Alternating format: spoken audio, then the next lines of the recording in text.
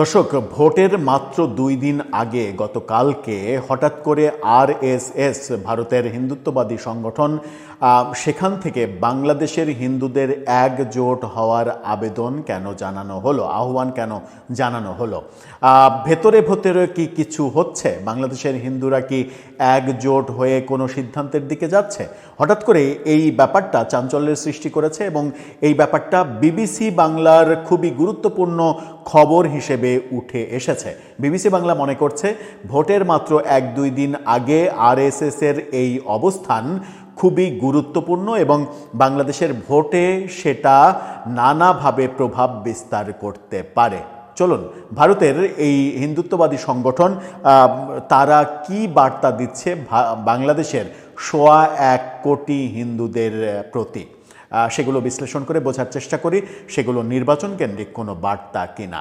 থাকবেন পলিটিক্স টিভির নিয়মিত আয়োজনে।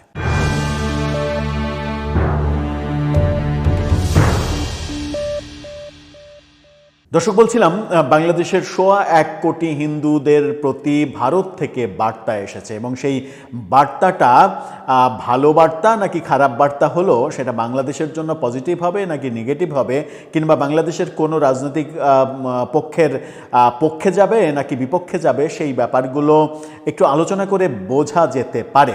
বিবিসি বাংলা তার শিরোনামে যেটা বলছে সেটা হচ্ছে বাংলাদেশের 1.25 কোটি হিন্দুকে কেন একজোট হতে বললেন আরএসএস প্রধান।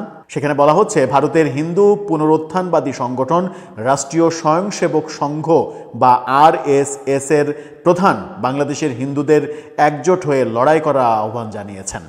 ভারতসহ বিশ্বের হিন্দুরা এতে সমর্থন করবে বলেও ভরসা দিয়েছেন। বাংলাদেশের পরিস্থিতিতে এবং ভারতের নিরাপত্তা নিয়ে মুম্বাইয়ের একটি অনুষ্ঠানে আরএসএস-এর সরসংঘ চালক বা প্রধান মোহন ভগবত তাকে প্রশ্ন করা হয়েছিল। জবাব দিতে গিয়ে তিনি বলেন, এবার বাংলাদেশের হিন্দুরা কঠিন পরিস্থিতির মধ্যেও না পালানোর সিদ্ধান্ত নিয়েছে। অর্থাৎ তারা সিদ্ধান্ত নিয়েছে আমরা পালাবো না, আমরা আমাদের দেশেই থাকব, দেশে থেকেই অধিকার আদায় করে ছাড়ব। আরএসএসের 17 বর্ষ উপলক্ষে দেওয়া এক বক্তৃতার পরে শ্রোতাদের প্রশ্নের জবাব দিচ্ছিলেন ভগবত। তবে বাংলাদেশের হিন্দুদের নিয়ে এই প্রথম যে তিনি মুখ খুললেন তা নয়। ডিসেম্বর মাসে কলকাতায় একটি সেমিনারেও তিনি বাংলাদেশের হিন্দুদের ঐক্যবদ্ধ হওয়ার পরামর্শ দিয়েছিলেন।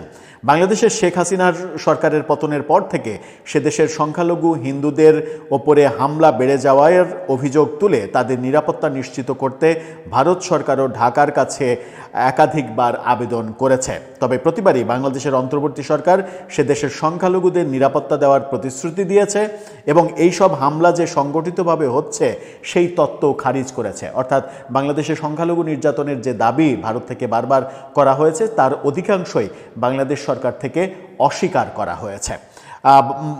মোহন ভগবত কি বলেছেন?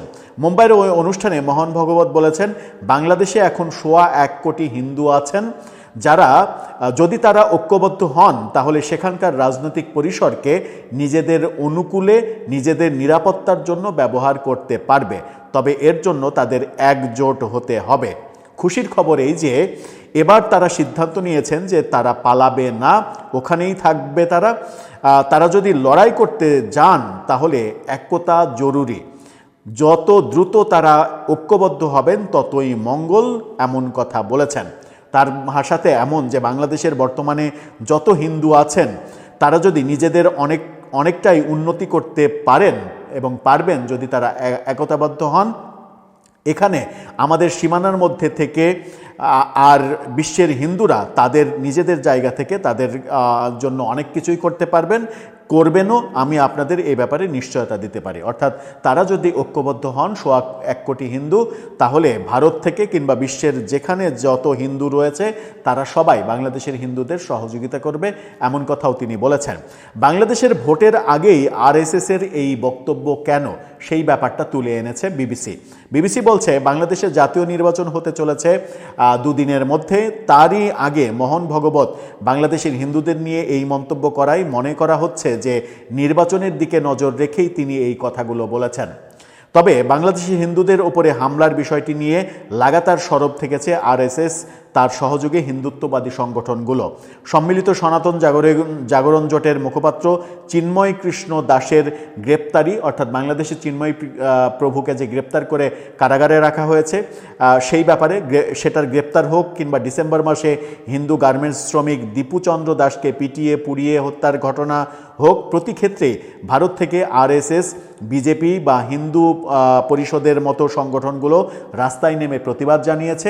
কখনো বাংলাদেশি দূতাবাসের সঙ্গে সামনে তারা বিক্ষোভ করেছে, সেই কারণে বাংলাদেশের দূতাবাসে ভিসা কার্যক্রম বন্ধ করে দেওয়া হয়েছে। এরকম কর্মকাণ্ডগুলো তারা করে আসছে এবং ভোটের মাত্র 1-2 দিন আগে এই যে বার্তা, বাংলাদেশের হিন্দুদের প্রতি যে বার্তা, তাদেরকে একতাবদ্ধ হওয়ার যে বার্তা, সেই বার্তাটা প্রকাশ্যে এতটুকু, কিন্তু ভেতরে ভেতরে কত বাংলাদেশের হিন্দু বৌদ্ধ খ্রিস্টান পরিষদের কাছে কোনো মেসেজ এসেছে কিনা ভেতরে ভেতরে, এবং সেই মেসেজে কোনো ঐক্যবদ্ধ গোষ্ঠীর পক্ষে, মানে কোনো একটা গোষ্ঠীর পক্ষে হিন্দুরা যেন মতামত দেয়, সেই ব্যাপারে কোনো মেসেজ এসেছে কিনা।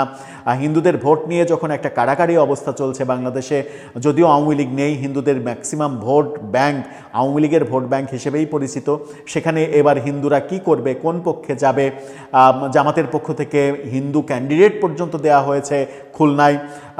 সারা দেশে জামাত হিন্দুদেরকে নিয়ে নানা ধরনের কৌশলী রাজনীতি করছে। বিএনপি থেকে বলা হচ্ছে যে তারাই এখন হিন্দুদের জন্য নিরাপদ আশ্রয়। এরকম একটা পর্যায়ে 1.25 কোটি হিন্দু কোন দিকে মানে হেলে পড়বেন, সেটা কিন্তু ভোটে একটা মারাত্মক ইফেক্ট ফেলবে। এবং এই জন্যই বিবিসি বাংলা বলছে ভোটের 1-2 দিন আগে আরএসএসের এই বক্তব্য বাংলাদেশের নির্বাচনকে প্রভাবিত করতেই পারে। দর্শক, আপনার কাছে কি মনে হয়? আপনার মতামত জানিয়ে লিখতে পারেন আমাদের কমেন্ট বক্সে।